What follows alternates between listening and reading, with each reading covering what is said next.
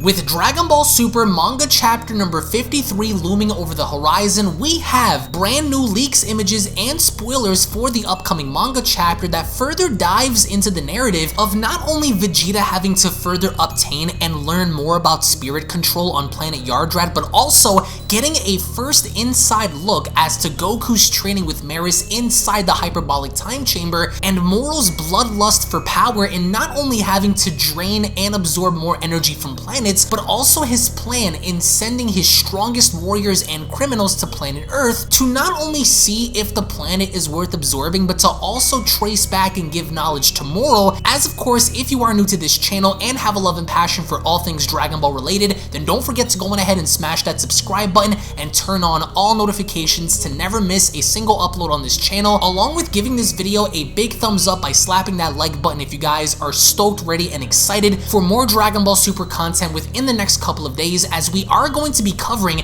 the entirety of the Dragon Ball Super manga chapter number 53 issue on this channel in English in the next few days. So if you guys want to find out what happens with Goku learning Ultra Instinct with Merus, and of course Moro's plans of invading Earth, then be sure to stick around on this channel within the next few days to find out what goes down in this manga chapter involving Moro, the Daikaio, Goku, Vegeta, and everybody involved, as of course according to the first image having to be shown on screen. We went along to cover this on the previous leaked video, but to give you guys a rundown, the criminal 7-3, who is a part of Moro's squad, is actually an artificial life form that is able to replicate and copy one's abilities and powers just by simply getting behind their neck. As of course seen with Piccolo, this entity was able to replicate the Makanko Senpo, or the special beam cannon, just by simply getting behind Piccolo. So by the end of all of this, we understand that Gohan, even though he had told Piccolo that he was attending a very important press conference, by the end, Gohan does in fact show up in the manga to help Piccolo against 7-3. But the thing about 7-3 is that what makes him so dangerous is the fact that just like Cell or any other artificial life form, they're able to copy everything you're doing. So the question here is, how are they able to defeat someone if they're easily able to take what you know and use that against you? And in case you're wondering about Goku and Merus inside the hyperbolic time chamber, as you guys can see on screen, Goku looks absolutely destroyed. So it would appear that Merus, by using his full power, is able to damage Goku so much so to where Goku goes as far as to even tell Merus that perhaps maybe by him achieving Ultra Instinct during the Tournament of Power, was that only simply a mistake, but Merus tells him otherwise. So this implies that Merus is actually going to push Goku so far inside the hyperbolic time chamber to the point where Goku seems as if he can't continue anymore, which only begs the question, how strong is Merus, right? For Merus to do this much damage to Goku, who's been through everything at this point, Jiren, Broly, Beerus, every single individual that's come along and fought Goku before, for Goku to look like this and the fact that his body seems to be trembling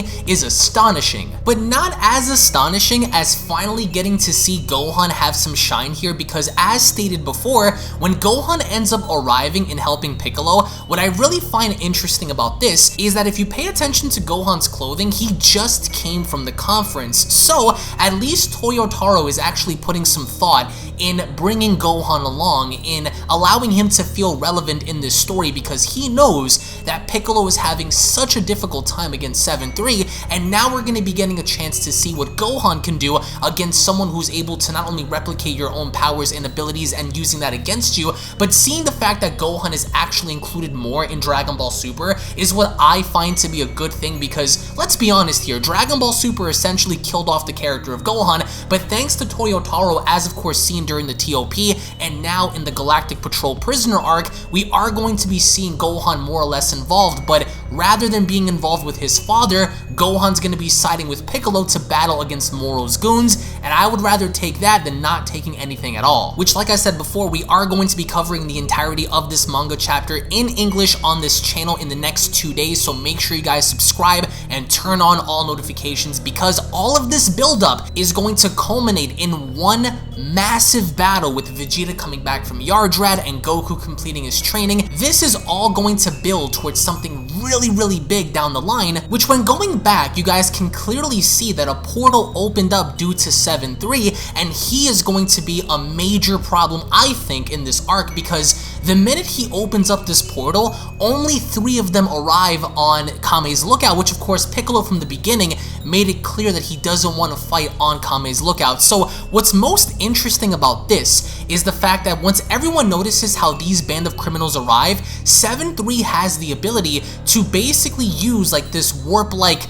technique to get anywhere he wants. And eerily enough, once he does that, 7-3 ends up getting behind Piccolo, and he is easily able to grab Piccolo by the back of the neck, and that's where he begins to replicate all of his powers, all of his abilities. So it's clearly shown that 7-3 has this technique and ability to do so, which I do want to give a huge thank you to DBS Hype over on Twitter for providing me with these scans. But this is cool stuff, because not only does this guy seemingly has like the same demeanor of that like Hit, for example, because if you guys remember Hit is a very serious character, and 7-3 also appears to be very serious. So take note of this, because these dudes are not fodder. These dudes are going to be giving our heroes quite the run for their money. However, when going back to the time chamber, Merus beats the dog crap out of Goku, so much so to where you guys can see that every single one of Merus's hits causes Goku to go down. Goku is eating dirt, right?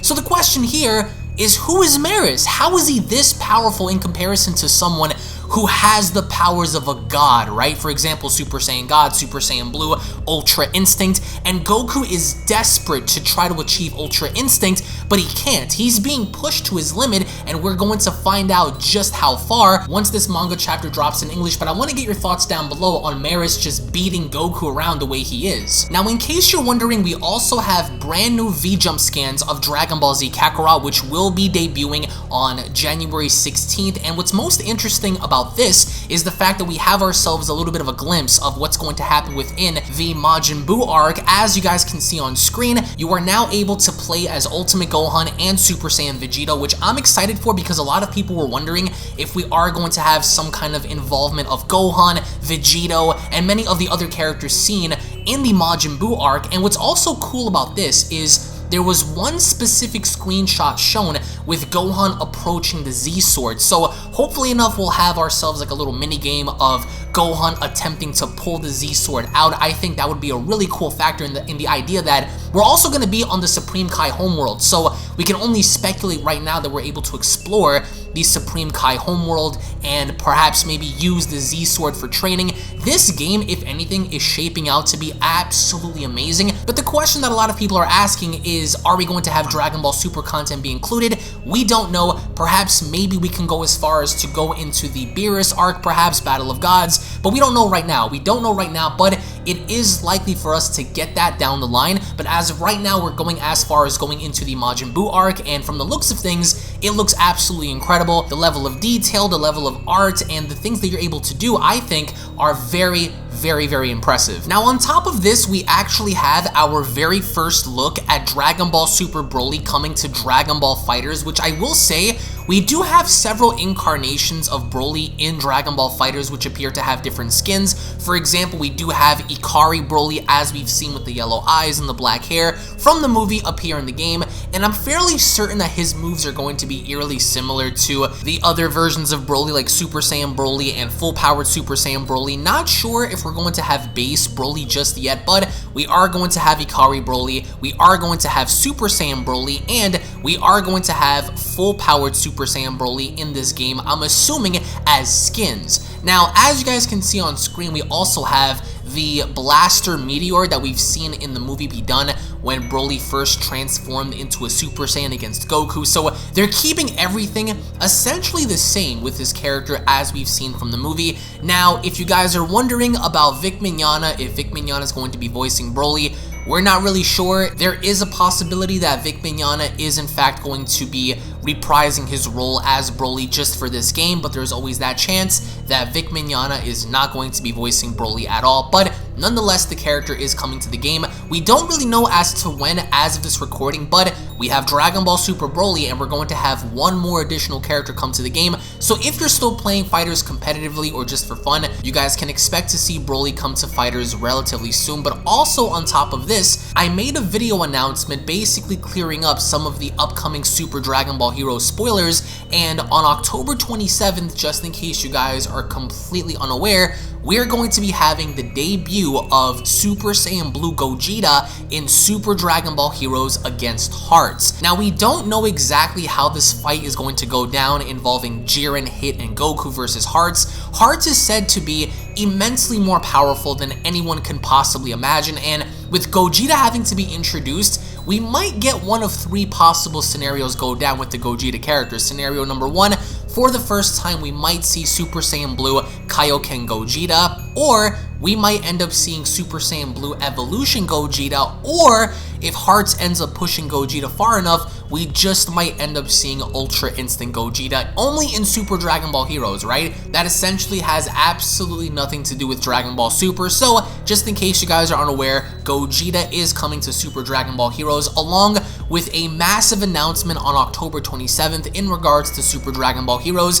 And what I'm assuming is going to happen is we're probably going to get the announcement of a brand new arc for the promotional anime of Super Dragon Ball Heroes, so be sure to be on the lookout for that. We are going to be keeping you guys posted, so make sure you guys subscribe and turn on all notifications to never miss a single video. On top of that, we have a brand new scan of Android 21 coming to Dragon Ball Xenoverse 2 Ultra Pack number 2, and this is basically the first reveal of Android 21 in Xenoverse 2.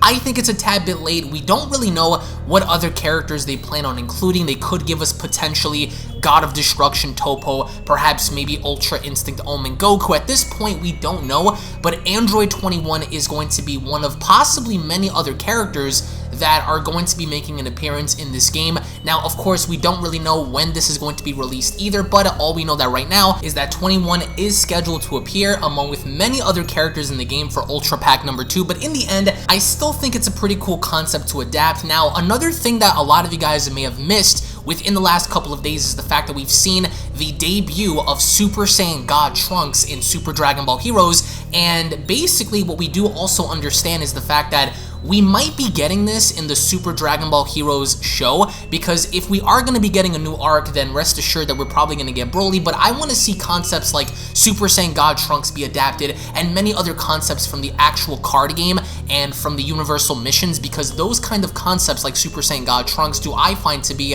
very interesting in the fact that whatever they decide to announce going forward could impact the actual game itself, because I do think that things tend to correlate between the promotional anime and the card game itself. But like I said before, I think it's a pretty good thing. But in the end, I want to get your thoughts in the comment section below about the recent activity involving the galactic prisoners that Moro is sending out to Earth. We do understand that Gohan, he did decline Piccolo at first, but Gohan is going to be there at some given point to help Piccolo, and being the fact that SAG and 7-3 and many of these other fighters that Moro has actually are very strong, especially 7-3, in the fact that once he gets behind your neck, he can easily absorb your abilities, your powers, and that's what makes him so unique, and I think that that's what makes him so different. But in the end, I want to get your thoughts in the comment section below about these recent events involving some of these characters. Again, thank you all so much for watching, guys. Once more, if you are new to the channel, don't forget to go on ahead and smash that subscribe button and turn on all notifications to never miss a single upload. If you guys are stoked, ready, and excited for the upcoming manga chapter, in which we are going to be covering on the 20th in English,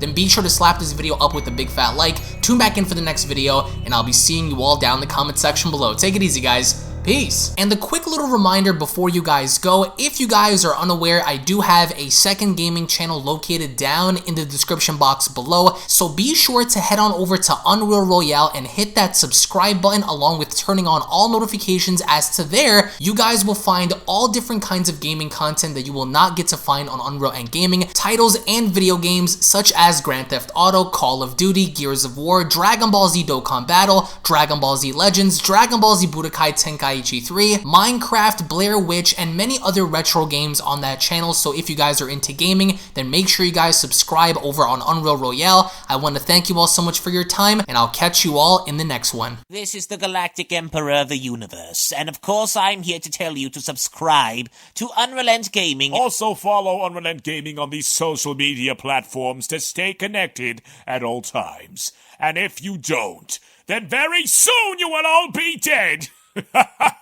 Oh, did someone say UnrealEntGaming? Oh my god. The fuck's up, on? Put on some clothes! Well, why don't you put on any clothes? What? I don't need clothes. Jesus Christ, that's huge! What, Broly? Freezer. Uh-oh. Prepare to die!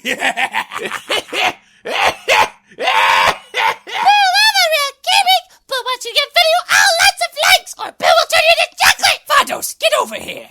Tell these mortals that I'm the biggest UnrealEntGaming fan. This is my moment. I'm a part of his notification squad. Universe 7 can have all the fun.